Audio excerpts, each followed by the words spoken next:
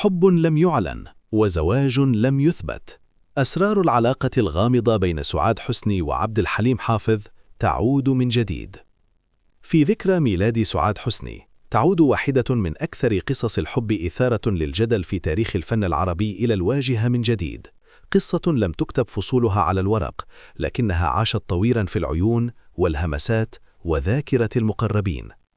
سعاد حسني سندريلا الشاشة العربية، وعبد الحليم حافظ العندليب الأسمر، جمعتهما علاقة خاصة تجاوزت حدود الزمالة الفنية، ونسجت خيوطها في صمت بعيدا عن الأضواء والكاميرات.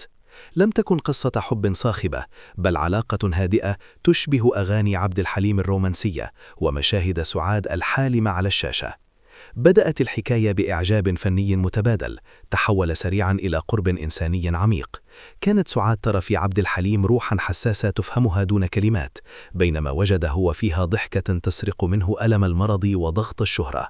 ومع مرور الوقت ترددت روايات كثيرة عن زواج سري جمع بينهما، لم يخرج إلى العلن ولم يوثق رسميا، لكنه ظل حديث المقربين وأصدقاء الدائرة الضيقة.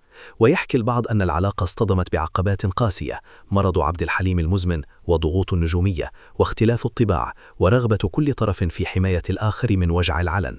لم يكن الفراق صداما، بل انسحابا هادئا كأغنية تنتهي دون تصفيق. ورغم انتهاء العلاقة لم ينقطع الخيط الرفيع بين القلبين. في كل لقاء عابر كانت النظرات تفضح ما تخفيه الكلمات، كأن الزمن توقف عند لحظة حب لم تكتمف.